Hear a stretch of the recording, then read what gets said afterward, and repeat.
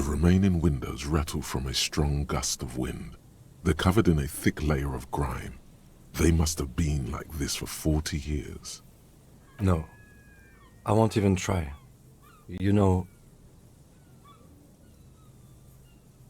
I had a partner once. They called him Eyes, because he had to show me things.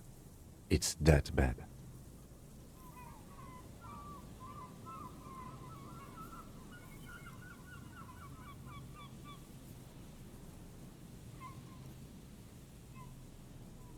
Well enough, actually.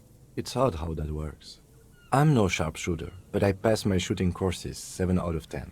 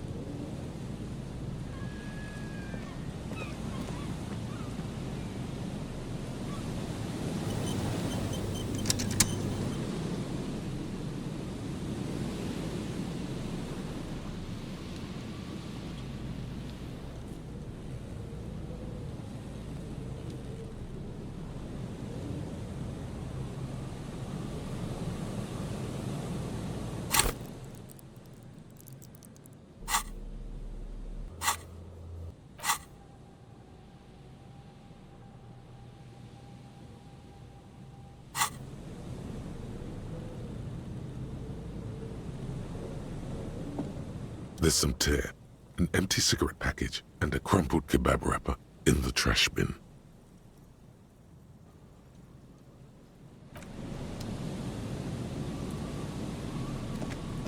A man lies on the boardwalk, his limbs bent and neck turned at an unnatural angle. Right next to him is an empty bottle of spirits. In his cramped hand, a chewing gum wrapper. Hold on. Looks like he's been dead for a while.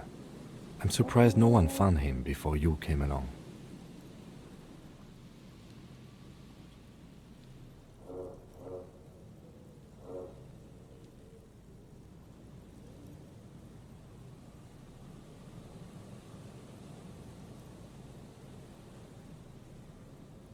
He's wearing mud-caked boots, beige trousers, and an old brown leather jacket with a bright blue lining. There are traces of kebab sauce on his chest. The leather jacket suits him well. It must be custom-made. A cool leather jacket with a bolt of blue? Oh no, this sounds terribly familiar. Only some sunflower seeds remain in his soaked pockets. You already took the library card. We should take another look at the library card you found on him.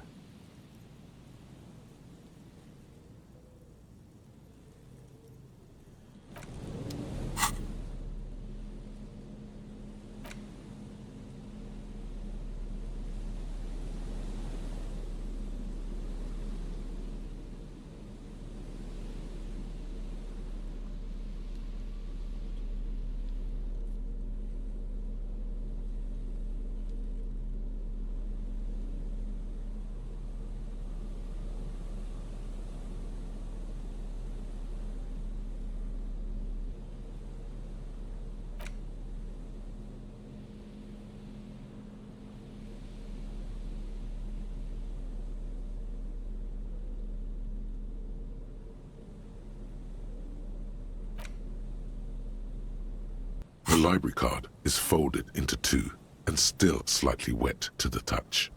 The front side reads, Central Jamrock Public Library Card, issued to Billy Mejean, expires July 53. Billy is a unisex name. Could be the deceased, or his family member. Whoever owns this card is an avid reader. You find a list of books written in blue pencil. Radio thriller. Stand a little less between me and the sun. The last one in the list is The Glinton Curve by M. Theobald. A library stamp indicates that the book has been returned. Most of these titles seem to be in the sci-fi genre. Some thrillers too. If lost, please return the card to the library. Dial 005 02 55211 or visit us at Moreau Street, 78, Jamrock. Business hours, 900 to 1800. We should first decide what to do with the body before taking any other actions. Let's take another look at the body and talk things through.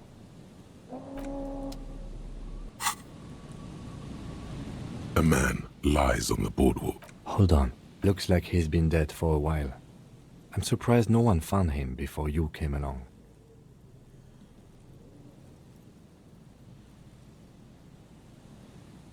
The man has a bad fall. His expression is dull, like the sea behind him. Height, 170 to 175. Looks like one of the locals. He'd have to know this spot to come here. You don't just walk over here. But that's just a lazy assumption. What do you think? A dead working-class man with a bottle in his hand? Don't deceive yourself. You know who this is. The woman you met at the book stand? Why do you think it's her husband?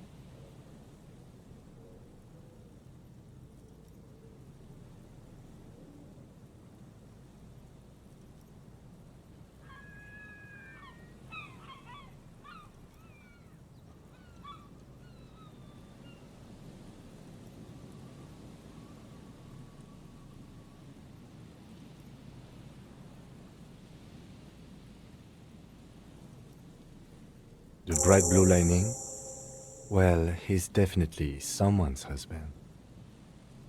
Death by misadventure. He slipped and fell through the boardwalk. A truly unfortunate accident. If it wouldn't have been for that bench, he'd be alive.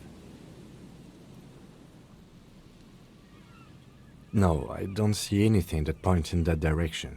For now, let's treat this case as a simple, albeit sad, accident, unrelated to the murder case. Agreed. If this somehow converges later, why not? But keep it simple for now. Oh yes. Some symptoms of acute alcohol poisoning could have definitely played a role here. Severe confusion, respiratory depression, unpredictable behavior. But I think that death arrived through head trauma, not liver failure. What about it? The deceased ate some kebab. It's probably from a nearby place, maybe in the box. Sometimes a kebab is just a kebab. They'll seal this place off after the news reaches the coalition officials. I doubt that they have enough resources to actually repair the boardwalk. Not that sealing it off would keep anyone away. All it does is keep the city council's hands clean. It does seem to be a pretty straightforward misadventure, although there's still a question of identifying the body. From where I stand, I can see two options. We either take the case and follow the leads to identify the body on our own, or we report back to the station and leave this for our colleagues to handle.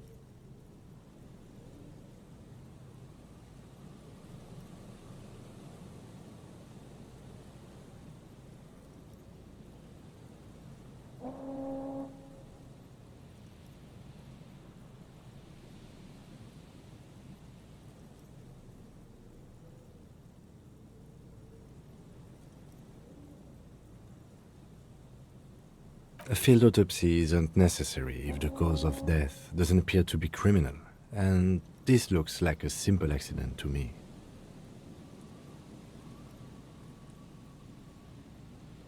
I'd say we should just write down head trauma and leave it at that. Let's keep this detour as short as possible. The sooner we get back to finding Ruby, the better. Good call. The guys at processing can take care of the rest. Alright, we've already examined the library card. Let's call the Jamrock Library from my kinema, see if we can learn anything about this Billy Méjean. And while we're there, we should also call the station. Let them know that we are taking the case.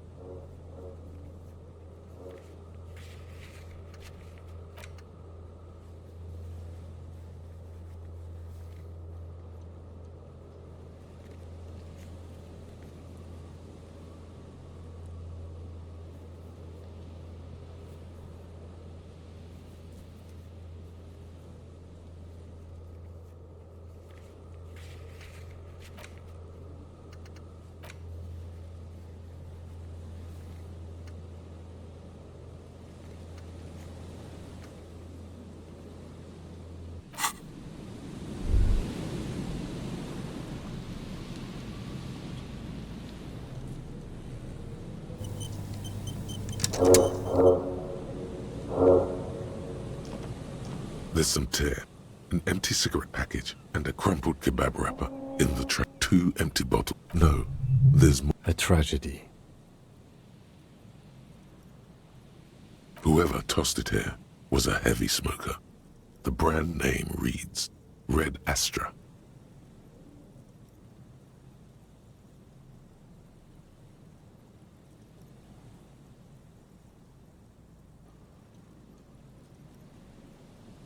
Red Astra is the black market. You see trace. It's no. Oh, it's hard to come.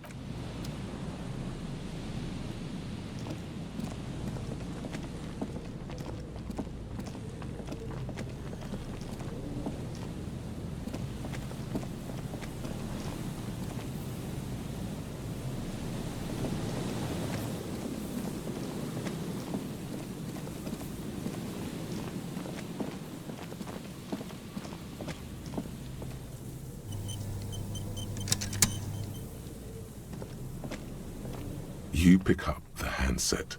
There's a tone. The machine is operable.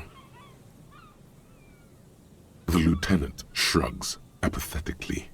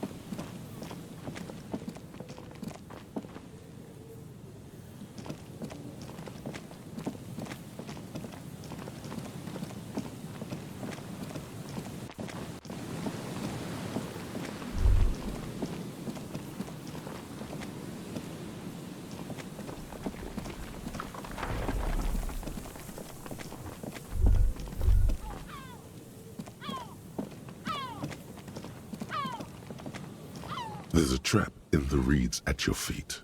Looks like the same one you saw Morel set before. Same mesh, same wiring. Locusts are crawling around in the trap, confused but uneaten. You see no carnivorous reed phasmid gorging on them.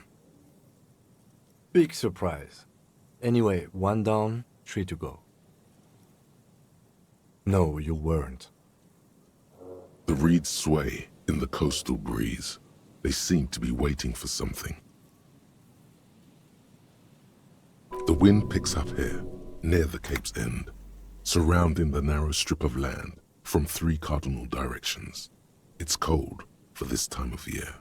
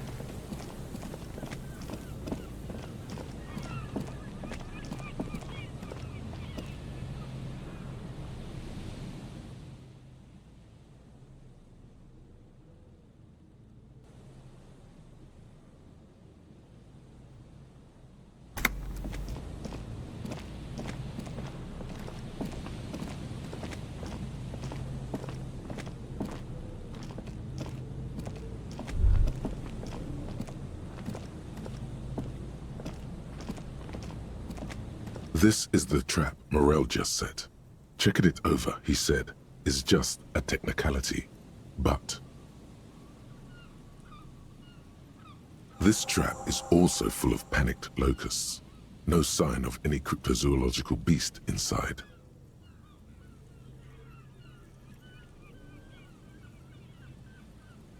Another empty trap.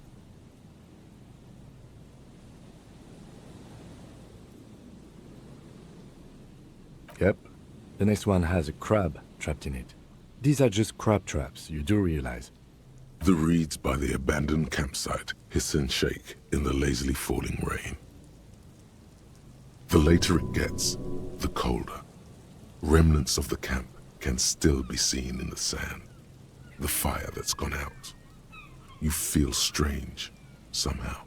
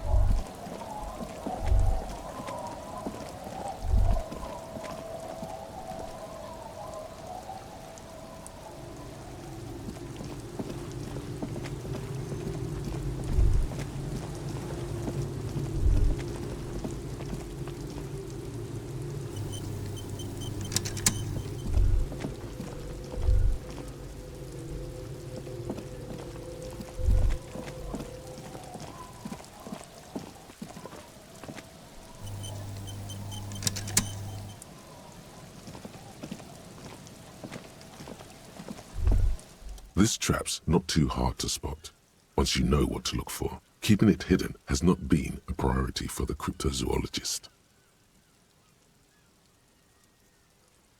The reeds bend forlornly toward the sand. Some tufts have been crushed. The broken stalks seem like a rebuke. The sound of the city hums in the east. The constant, distant song, louder on this part of the coast, nearer somehow. And there's that cold again. Always the cold. Nothing but locusts in this trap as well. Definitely no cryptozoological monstrosity. Empty as all of them. One more of these and we're done. I'm just glad we haven't found some poor cat trapped in one of these.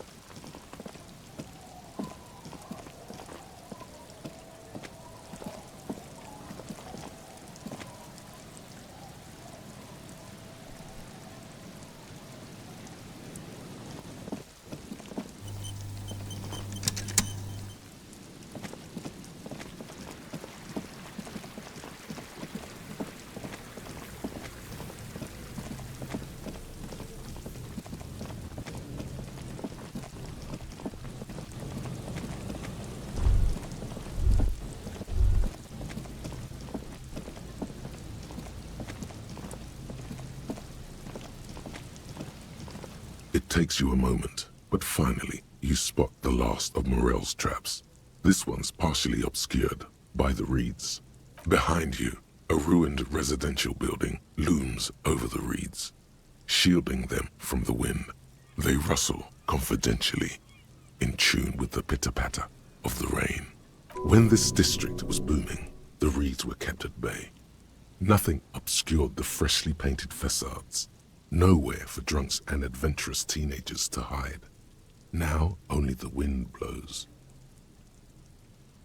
The trap feels light and silent as you pick it up. Something is different here. No locust. No phasmid either, but still. Your voice echoes on the coast, carried by a gust of cold wind. Well, the bait worked on something. This doesn't mean it was a reed monster, though. Unless you see one in there. I just see an empty trap. The netting is a little untidy, messier than the others. Like someone or something picked up the trap and shook it before dropping it back down on the ground.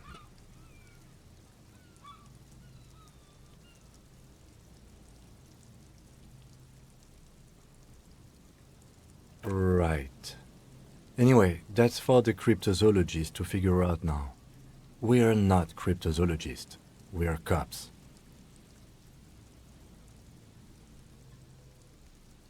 A cold gust of air dries your sweaty face, and you look to the dark shadow of the felled building in the distance, drawing you to it.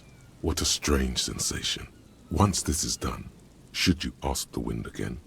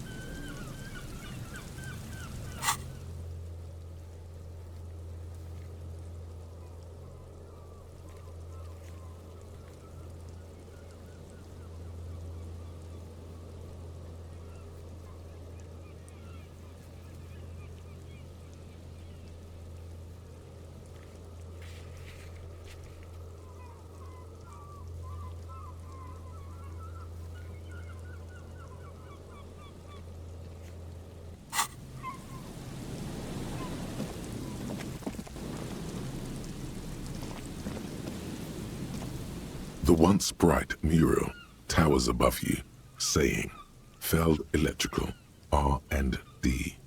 Tomorrow is just a whisper away.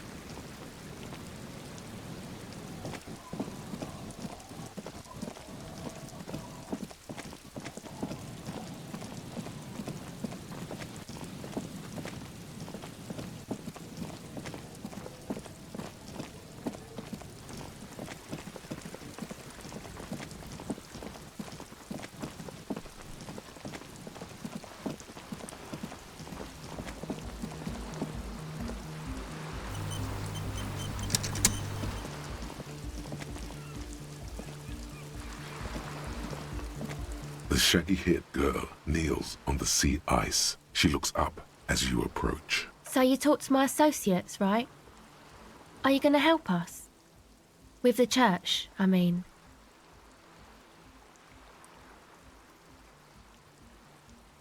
Shoot.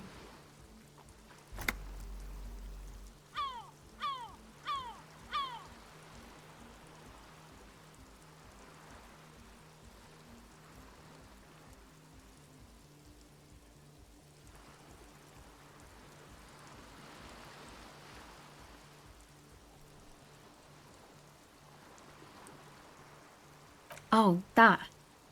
You're not going to believe me. There's no point in me telling you. She's less prone to blurt it out, crab man, than the others. Okay. I went in and I saw a woman next to one of those machines there. Noid calls it a mainframe. She was dressed like someone who's been raised by their grandmother, you know, strange old clothes. Had this absent expression, didn't say anything, just stood still. And then, you know, right behind her, a man crawled down the wall, upside down like a crab, down the church wall. I think the woman didn't even know he was there. He was completely silent. He stopped right before he got to the floor, then just hung there like that, looking at me, right at me. I fucking turned around and walked out. End of story. Like a crab, you say? You saw him? Does it mean that you went in there? Did you see the other spooker, the one in Grandma's clothes? Good, so you believe me. You should go tell this to Andre. He'll know what to do next. My associates? I haven't got much to say about them. Of course I do. I just don't tell people about my friends and who they are and so on. I don't provide information on them. To the cops. Me? I'm a silver bird. Don't know what makes you think it'll be any different later, but...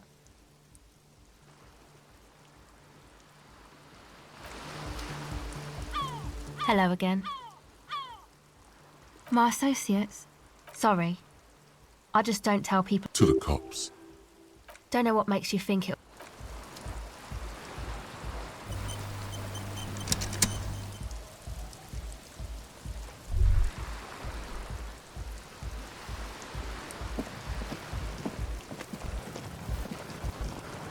Come on, get in. The warm stuff's getting out. Sorry, we barely have room for one. You go ahead.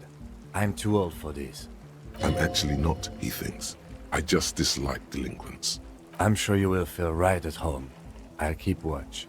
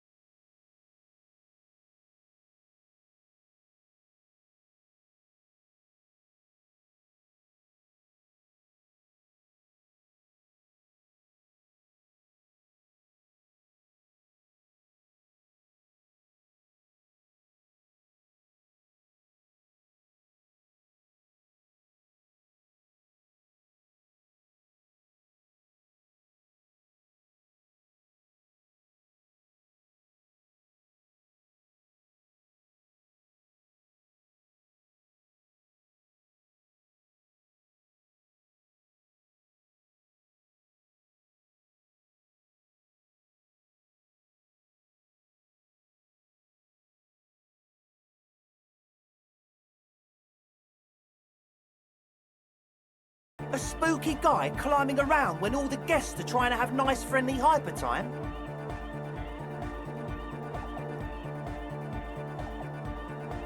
I guess it's not a massive problem, now that I think of it.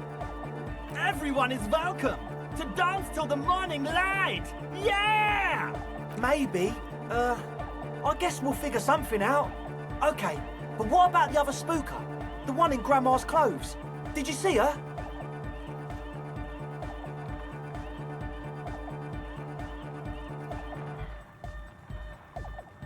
A programmer? That's odd. What was she like? Did you ask her about the nightclub?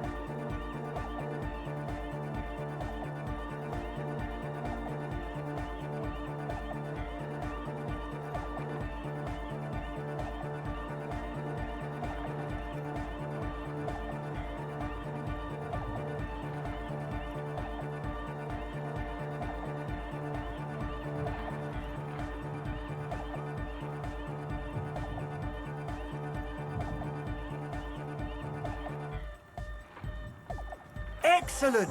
Good luck, my friend.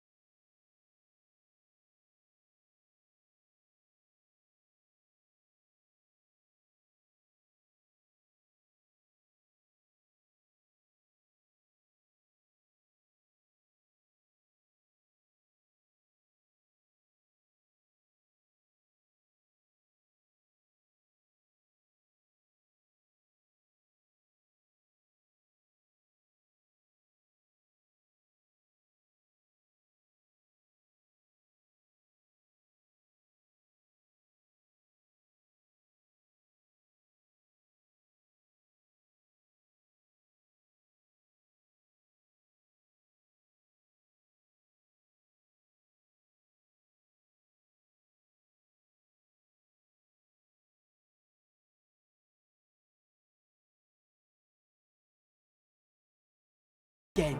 Yeah, I suck at socialising, man. Even now, our sign synchronisation is way off. But I'll see what I can do. A sticker? You mean the yellow one? Can you describe it to me? Interesting. He wants you to describe it, though he already knows what it looks like.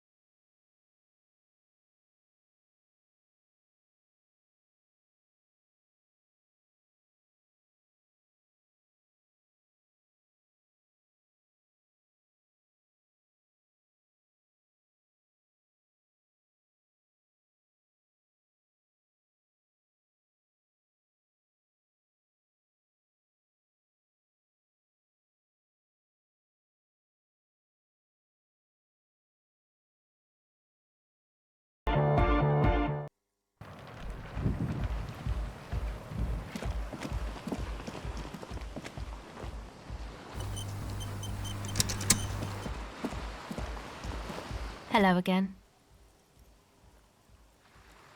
I did, and I'm sorry. For what it's worth. This is why I didn't go into the tent. Typical delinquency. You don't get to choose your posse, they choose you. Mine are idiots, but they're mine.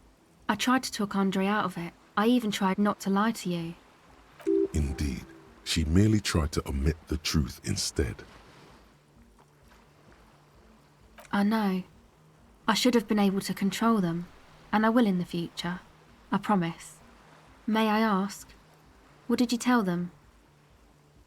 Thank you. I'll get them under wraps, I promise.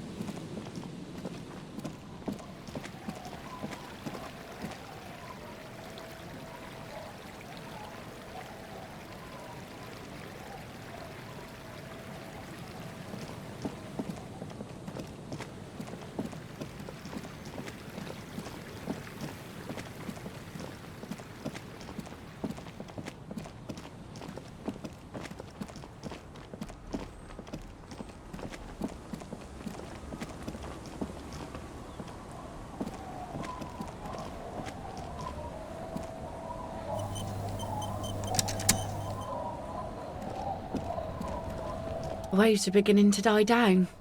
Look at those little bastards. Why does she care about the waves so much? What is it with waves and fishermen? But until that happens, I can try to assist you the best I can. So, what will it be, officer? The waves are beginning to die down. Look at them. The waves are beginning to die down. Oh, yes, she does.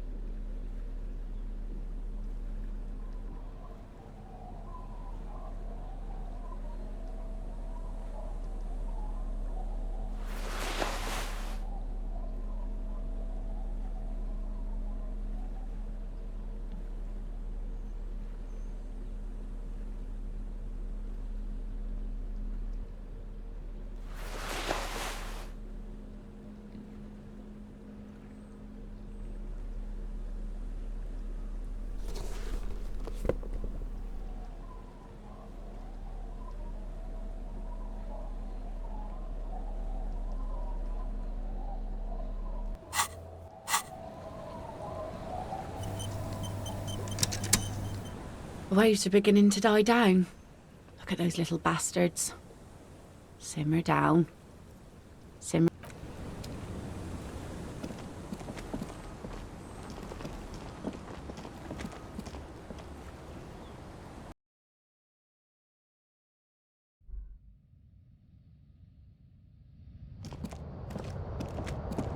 The bed is comforting, if a bit.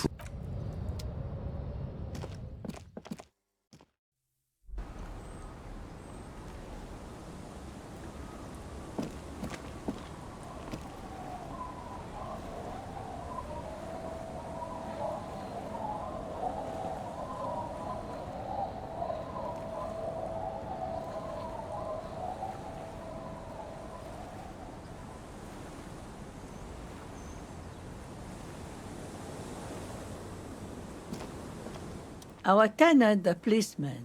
I hope the waves don't keep you up at night. What can I help you with? I can wash it for you, but it's going to take about a half an hour. Think you can stay put for that long? I could use a breather. It's been another track and field day. Well, hand it over then, and I'll see what I can do. Must say, I'm proud of this one. It's pretty nice underneath all that filth. I hope you take better care of it than its last owner.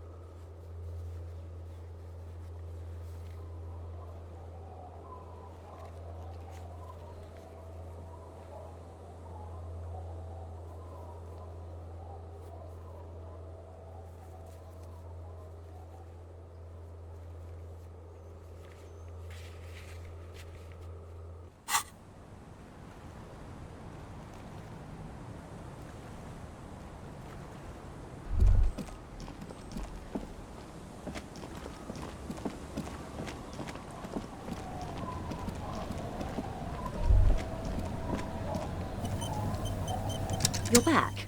Good. What can I help you with?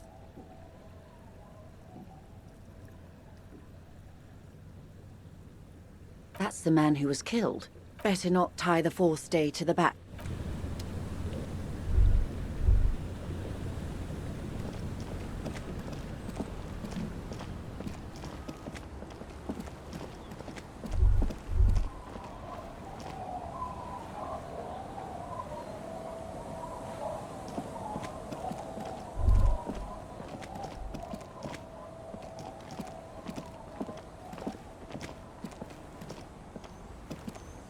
The scruffy-haired little boy kicks a stone while the other watches him do it.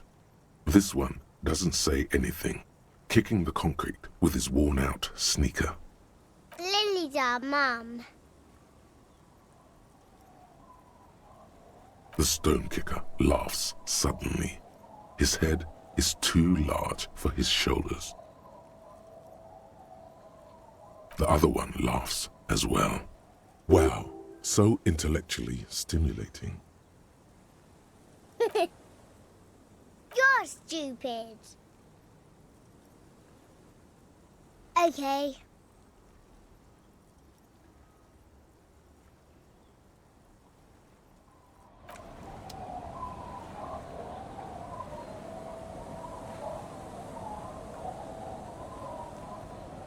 The scruffy-haired little boy kicks a stone while the other watches him do it.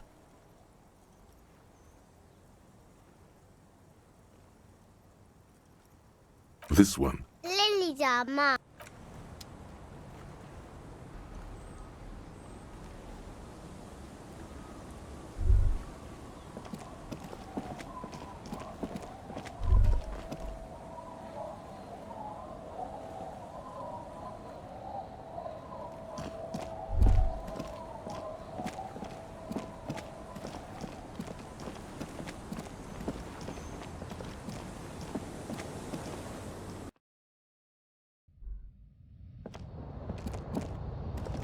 The bed is comforting.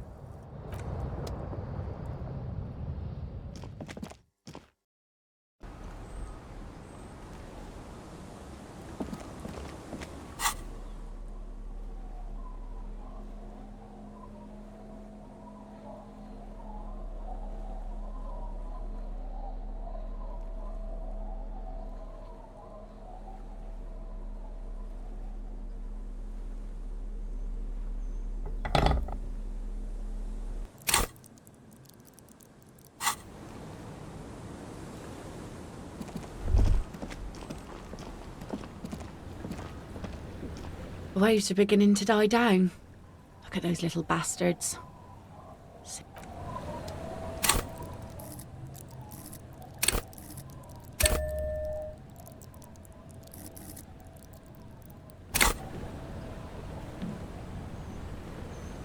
Waves are beginning to die down. Look at those little bastards. Simmer down. Simmer down, bastard.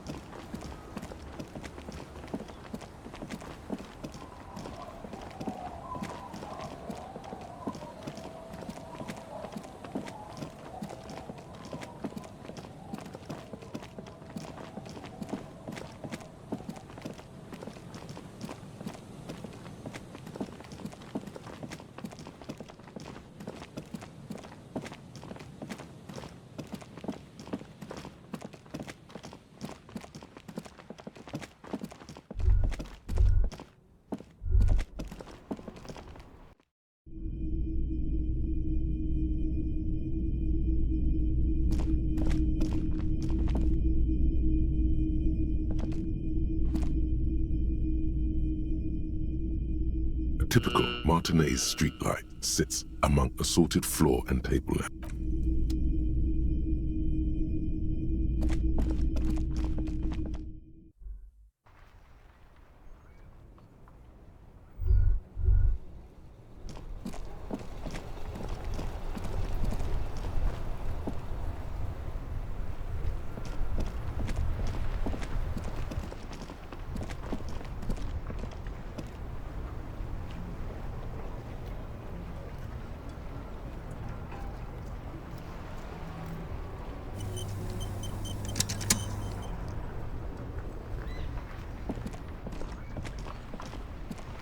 That's one brutal motor carriage. If I were a real skull now, I'd jack it, paint it in palm tree livery, then bottom light it, neon style. A snazzy shit-ripped skullmobile like this would make a fine trophy. We could, like, hang fucking shrunken heads from the side mirrors. Cops' heads. Scary tribal shit. Yeah, tribal shit. A cop carriage like this would have proper skull value. While I appreciate the interest you take in my brutal motor carriage, I have to stop you right there. The RCM takes threats directed at its property seriously. It's just theoretical work, Copper. No basis in reality. Man, if we were certified skulls right now... Skulls. Now there's a strong organizational title. I can tell you who we're not, cop. We're not snitches or skulls. Which is not to say that the skulls are bitches and... On the contrary. The part of this presentation you want to take home with you, cop man, is we're not part of the skulls yet. Okay then, let's indulge in some intellectual exchange. You don't know? What kind of cop are you? It's not a question.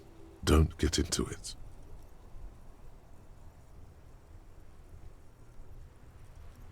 The skulls are the most vicious gang of the Besmertnay. Besmatine, or the Besmati, the Immortals, are West Riversholian crime syndicates. The nastiest bunch of psychos ever. Jacking carriages and getting into high-speed chases.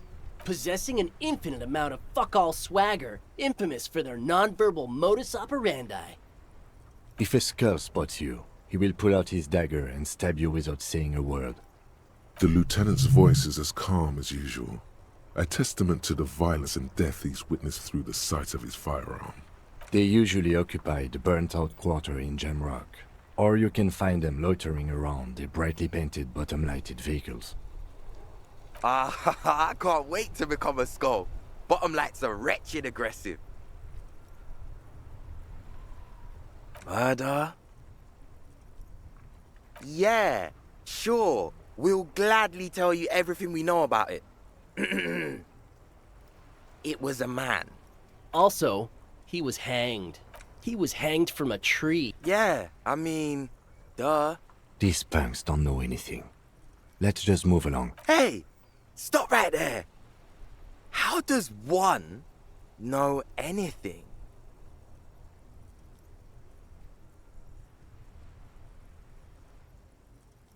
Ah, this sounds like epistemology, a field so occupied by thought that it begins to question thought itself.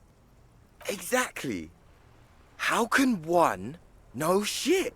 For example, how can one be sure that there truly is a body hanging behind a hostel? What if it's art? Or just a mere specter? Maybe it's true. The hanged man is merely a prop in a performance. We are the audience, and the artist is hiding somewhere in the dark. So what do you think we know? Oh yeah, Cindy's a right proper skull. Yeah, a true artist of the future. Just like Arno van Eyck. By the way, if you see Cindy, give her our regards. For all their nihilistic posturing, these young men are not lacking in youthful idealism.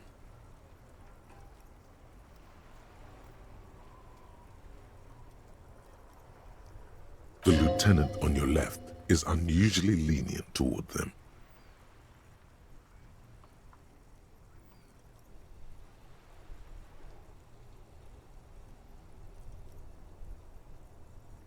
Oh man, yeah.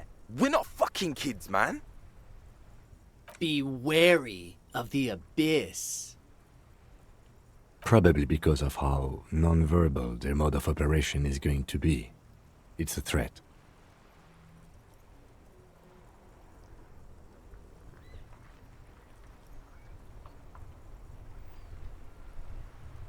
That's right. You should back off and let silence rule supreme. This is ridiculous. Boys, do you know why the gang is called Skulls? Yeah. The skull symbolizes the embrace of death and nothingness, present in all of us. The vehicle of our future operations. Death and nothingness. They're called Skulls because when you are shot dead in the middle of the street, the skull is the only part the stray dogs want to eat. Just trust me and follow my lead. No reply. The blonde rebel scratches his chin, deliberately not focusing his gaze on anything. He looks very uncomfortable. The other one shuffles uncomfortably. The Union does their share of policing in Martinez, at least where gangs are concerned. That's why there isn't much organized crime around here. Don't you worry about that. We're gonna make up for the deficit. Yeah, we are. We're not franchise skulls. Well, not yet. Once we get our name out there, we'll have a chance to join them. Because we can be just as psycho and vicious. You'll see. But in a non-threatening and definitely legal way. We'll fuck the system from the inside later. Just be cool now. The damage will be tenfold. Right on, fuck. So what's happening now? What about them? Well, first off, it's a statement and not necessarily something that characterizes me as a person, even though the statement has character. And I do like piss. The word piss epitomizes the struggle taking place in the world. Things being defined as they seem, not as they are. And, I guess, it's also about communal spirit, the future, and truly appreciating our differences. Also, you've got to admit, it catches the eye. And since the Grand Piper is slowly but steadily moving towards basing the economy on it, attention, it is imperative that the medium itself convey the message. What I mean by this is, we are all piss and that the world is inherently meaningless. It seems that the young man has a certain expertise in at least one field, even if it's rather narrow. Like I said before, many men keep searching for the one, for so-called true love, which is actually just obsession masquerading as kinship. The thrill of the chase, the hollowness that fills your chest cavity after catching it. I'm wondering if the poetics come with the jacket, or are they derived from something else entirely? To catch a fish, you'll need to hurl the lure many times, and even then it isn't certain that you'll get anything. If you blow up the lake, though, you get more fish in a shorter time. And, for time is of the essence and fleeting ever so quickly, one must think of a way to fuck the whole world and not get caught up in fucking someone. Because when one fucks everything, he fucks nothing. And that, to me, feels glorious. Sticking your dick into... Hate to admit it, but in a weird way, he's got a point. Is it a coincidence that here we have two badass jackets? Yes?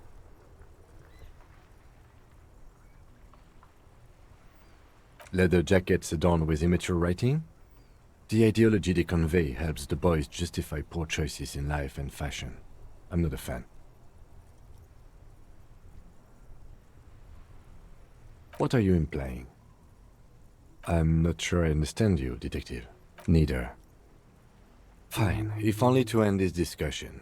Theoretically, if I were a juvenile delinquent, if I were to already be down that path, it seems about right, especially considering your heroic exit attempt. That's an origin story for a dynamic duo right there. So are we done here? Or... you don't need us around for your secret whisper party, do you?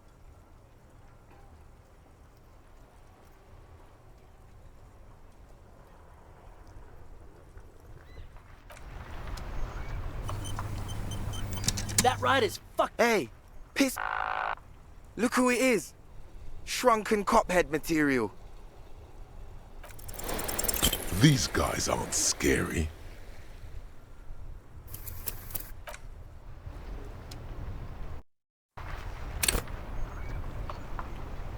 bright as fuck. Hey, piss. No, no, no. Don't ask anything. Be subtle and scary. The boys dream about being skulls. What? No. Yeah, man. Prospect? Wow, you boys are ambitious. Only prospects and already planning a coup in the skulls. You're destined to go far. He gets it. Passive-aggressive flattery. Shut the fuck up. Are you trying to get us killed? Now bring it to the jackets and, yes, start shouting. Please be quiet. What? What do you want? The jackets?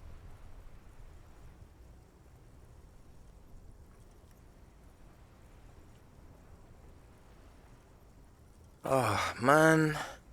Okay, I get it. Skulls don't really wear slogans anyway. This was stupid. Fuck.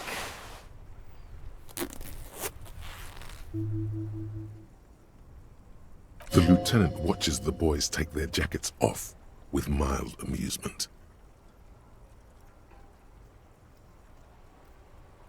I'm absolutely okay with not having either one, thank you.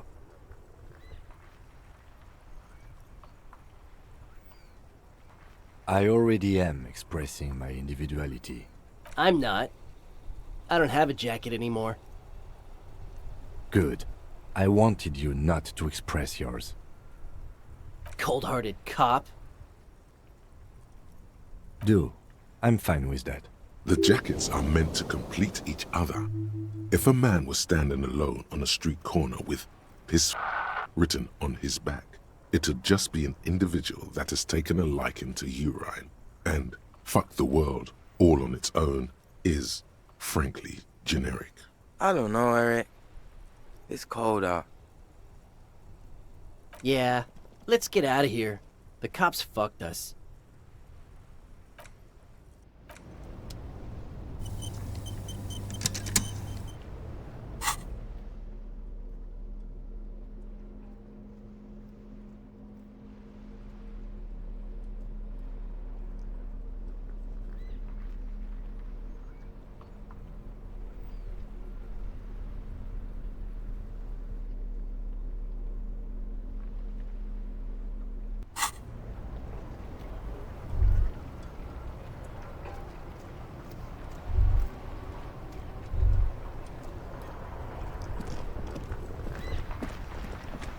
Inside, you see a set of steering levers, a radio microphone, a pull-out toolbox, and the soft glow of the fuel preheater gauge. This is Precinct 57. How may I assist you? Just a second, officer. Sylvie Malaika on the line for you, officer. Yes. Hello? Oh, great. What else do you need, detective? You mean, why did I... Why not?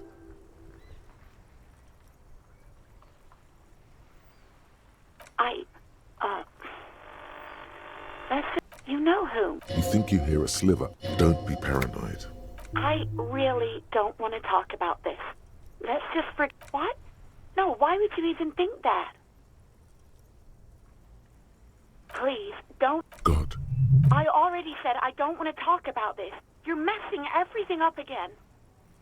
No, not me. What? Of course it bothered me. But I thought no one calls the police. You know, what the union says goes.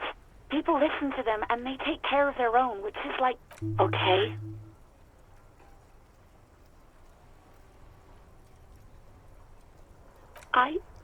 Push her further. Show her the error of her ways. The other people who live around here. You don't live...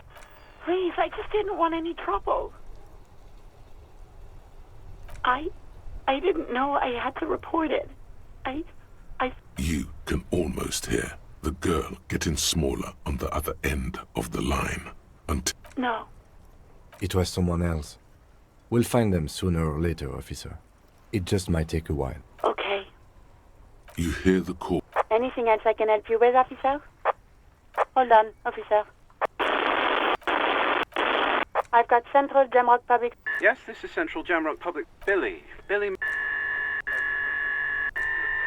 On Moreau Drive in central Jamrock, in a darkened hall lit by orange desk lamps far away from the noise outside, a middle-aged man taps commands into an old radio computer. A printout falls on the desk. Behind him, a lonely reader scours some dusty bookshelves, looking for a paperback.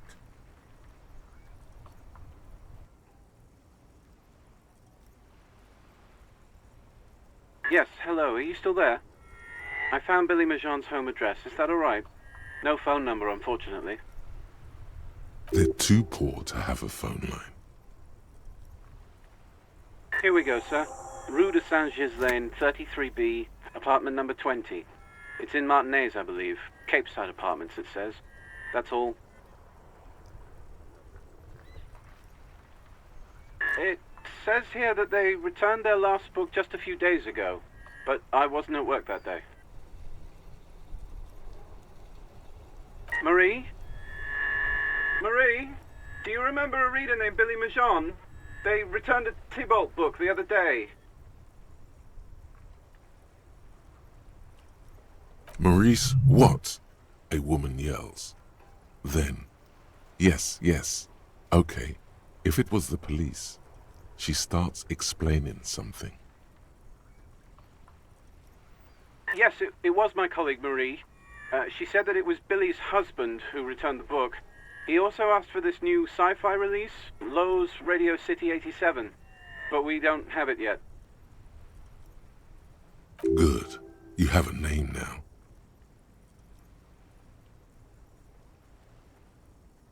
Marie knows Billy. She's been working here longer than me. Sometimes her husband returns some books for her. Sorry, no. Marie only knows him by sight. Marie?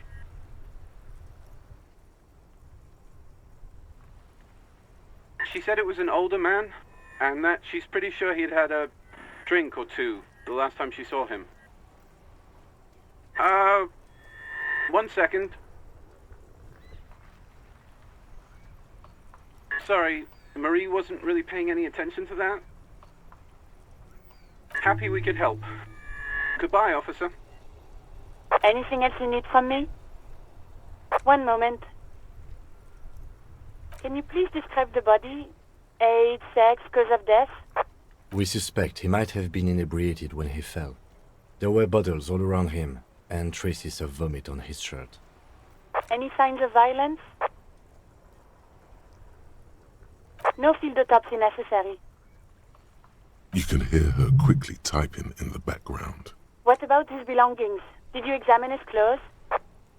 Any information on the library card? Good. You have a lead. Do you and Lieutenant Kitsuragi want to take the case, or should I assign it to someone else? I have assigned the case to Lieutenant Kim Kitsuragi. Please follow up on this library lead to identify the man. We'll send someone to take the body to the morgue. That's all for now. Thank you for reporting in. Is there anything else I can do for you? 57th, over and out. In the cabin, you see a set of steering levers.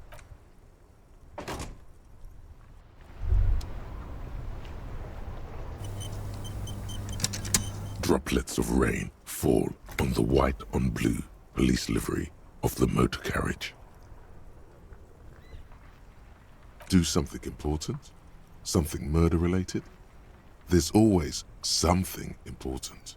Doesn't mean you can't take a moment to admire this piece of machinery. This is a Caprice Kanema, the Caprice Motor Corps follow-up to their highly successful workhorse, Caprice 40, and the answer to the Lum's racing breed, Ferv series. With its air-cooled, rear-mounted 12-cylinder compression, the high center of balance, due to a quite steep price. You want to take a closer look? 130. I reckon that's a 7-liter V12 there. 7.2. Supercharged. Yes. It's nice and all. Helium headlights would improve the range and quality of the visual field a lot. Actually, I have a pair at home. Just haven't gotten around to fitting them yet. Maybe. And means no.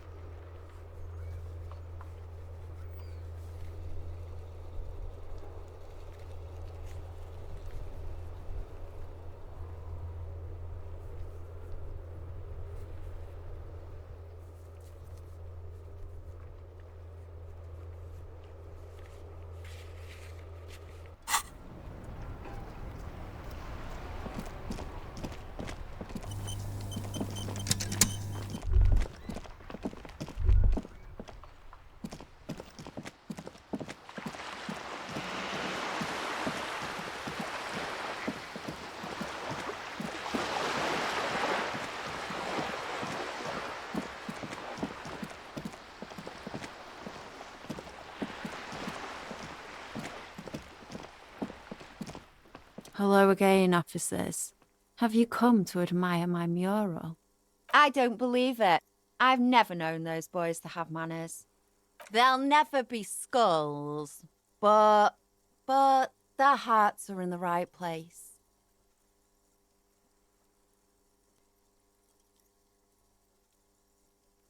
She throws you a conspiratorial glance, then presses her finger to her lips and squints up at the sky, as though straining to hear something in the distance.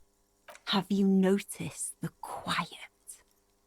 Every so often, you might hear a gunshot pierce the air somewhere in Jamrock. But in Martinez, no gunshots, no sirens. The people are languishing in boredom and complacency. This place is a sepulchre. We'll paint it. What is it with these skulls and cooperation? They have to be the nicest violent street gang in Revachol West.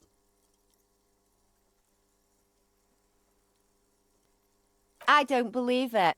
I've never known those boys to have They'll never be skulls, but fat chance. But you can't. She Have you this place? What is it with these skulls and cooperation? They have to be. I don't believe it. I've never known those boys to have manners. They'll never be skulls. Thank you for passing on the message. I don't believe it. I've never known those boys to have manners. Figures. All of you. Thank you for passing on.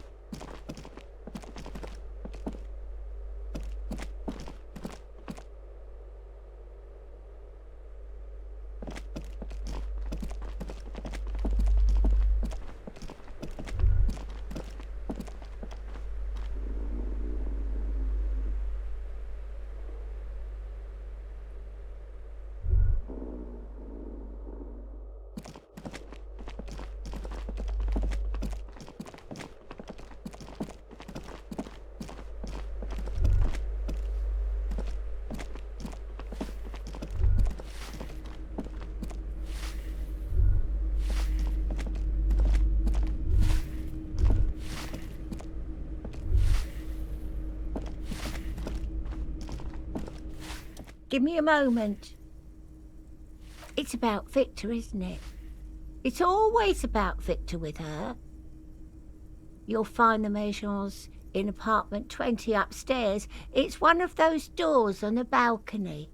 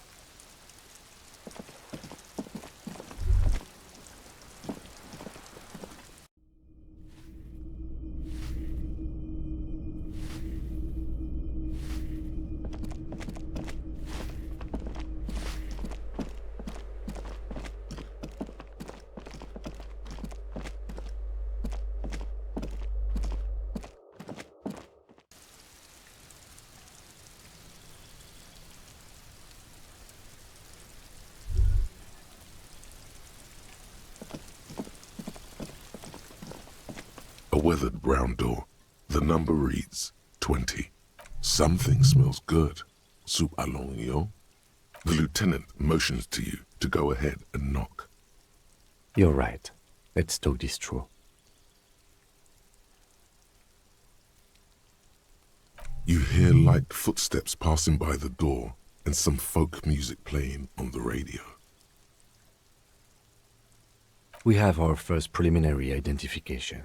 In all likelihood, the deceased is the husband of Billy Méjean. We need to confirm this, as well as deliver the death notification to Billy herself. Now, delivering a death notification is never an easy task. There's a reason why it's often called the most stressful part of our job. Dead? Just don't say that you know how they feel. You don't.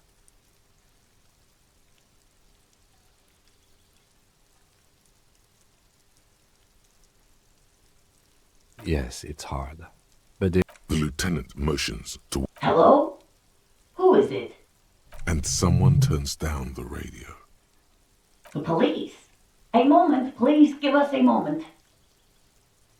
Tidying up, nervously.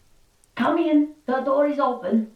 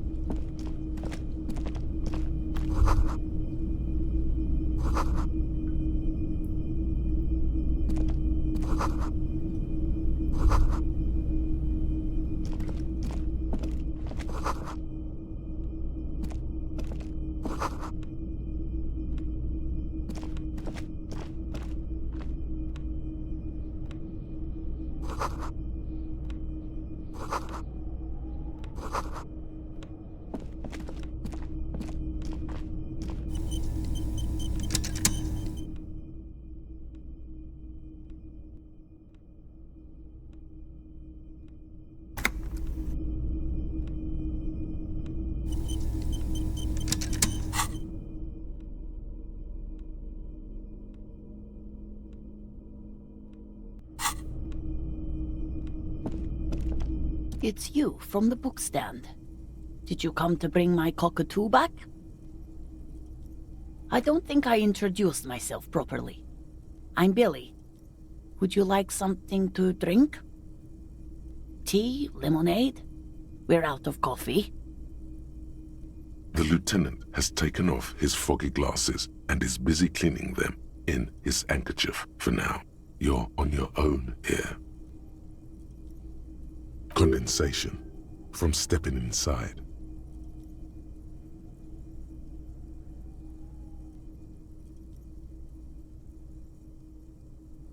Is this about Victor, my husband? Is he in some kind of trouble again? I can come pick him up in the station if that's what. No, this is something much worse. Is he in a hospital? How bad is it? How about some small talk before you break the news? Definitely no small talk. This isn't the time or place. It's me, Victor, and the kids here. We have 2 daughters, Jenny and Jolie. Jolie is 16 and Jenny is turning 18 next month. The girls are staying at their friend's place tonight. And Victor is... out. She swallows visibly. No. Vi, do you have any news?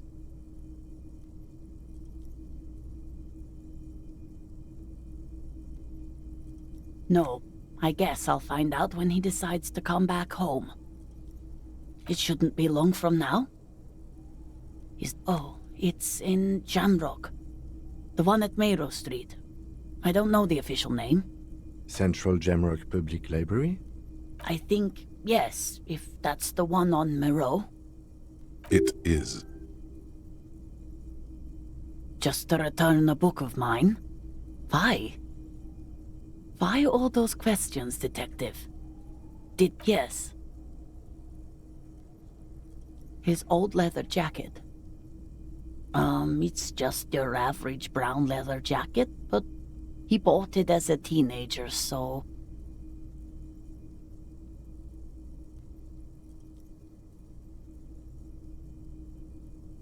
Yes. The lining is hand-sewn. It's blue. I tried to make the thing more weatherproof since he's running around with it in the middle of winter. She folds her hands across her chest. How have I been? You're not here to discuss me. What is this about, officer? Can't write a scene without knowing the actors. Ask. She looks up, too anxious. You've done this before. Just keep your focus.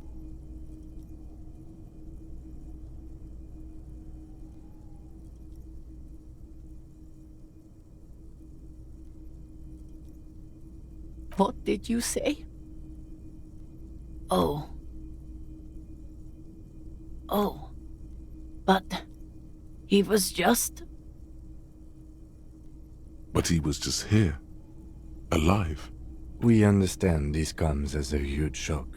I want you to know that me and my partner are here for you if you have any questions. Take your time, ma'am.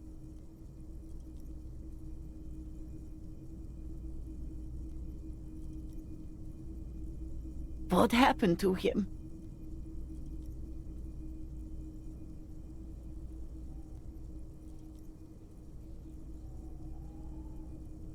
Was he drunk?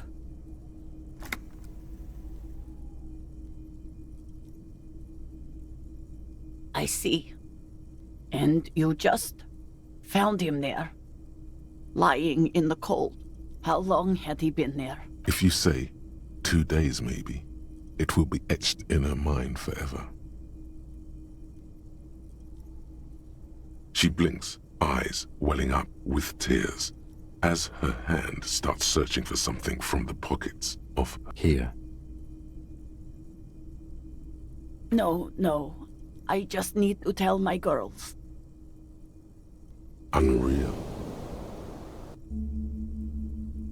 God, should I call them? Should I tell them to come home? No. A day. Good. That's probably the right thing. Thank you.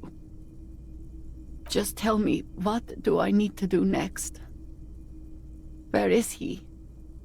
Can I see him? We've taken him to the city morgue. The local coroner will be contacting you shortly to arrange the funeral. Here's his number in case you want to contact him earlier. A very good call. Is there anything else that the RCM could do for you? No, I'll call you if something comes up. I'm still... Thank you. Thank you for telling me. I'll call if... We should step outside and talk.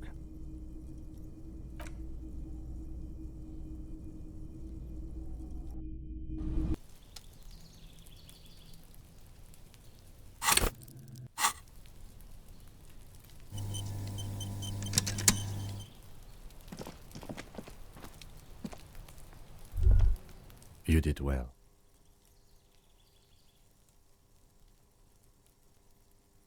I'll call the station when we're finished with the day, and let them know the name of the deceased.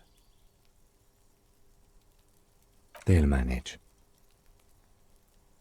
That's it. We should get back to our case now that our duty here is done. Let's go. You look south, over the crumbling balustrade. There, 1.2 kilometers away, a piece of broken stone cuts into the sky. A tomb. On it, a mural that used to say, "Tomorrow is just a whisper away."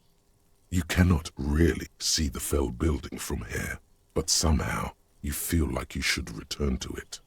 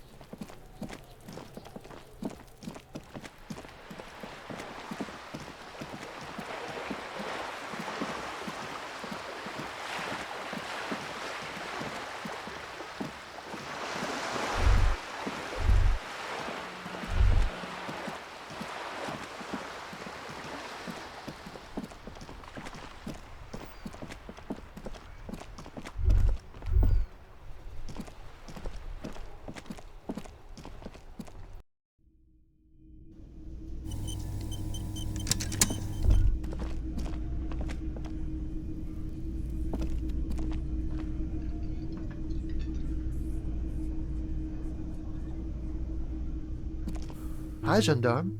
Another rendezvous. I see you found yourself a little something from my wardrobe. Not bad. Not bad at all. What brings you here?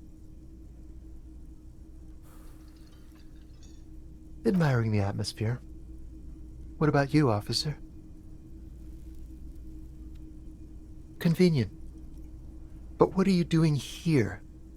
Talking. Oh yes, let's see. He knocked on my door. Nothing. That I didn't see any. Why shouldn't he? What friend? No, I don't think it came. Muscular. Handsome. Yes, but he was speaking to someone on his earpiece. Yes, you know those tiny speaker microphones that fancy security guards sometimes wear. Just reporting back whatever I was telling him. Oh, let me think. He had an accent. He sounded like one of those mercenaries. He sounded vaguely Oranese. Sure. Anything else on your mind? You did? And how did you like him?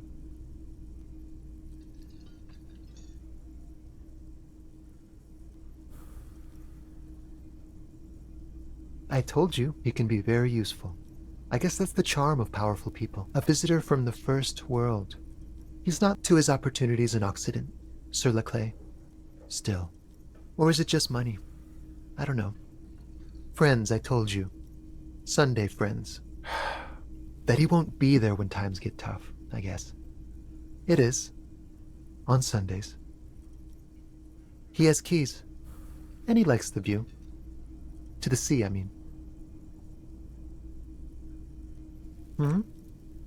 What about me, gendarme?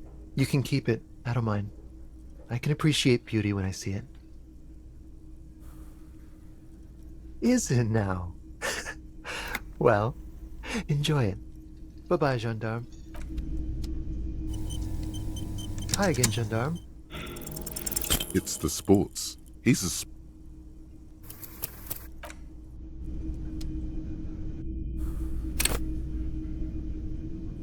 Hi again, gendarme.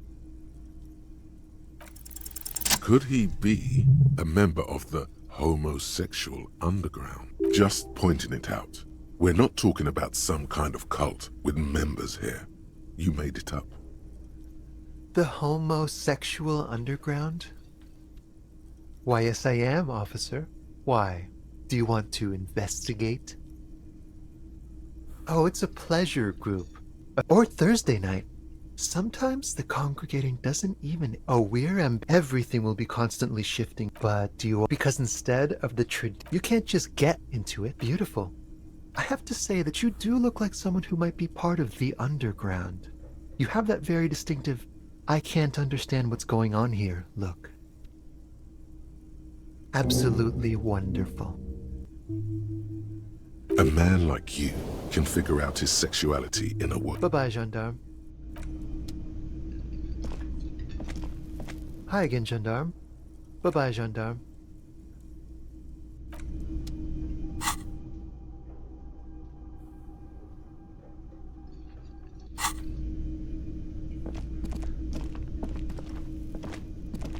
Again? I can't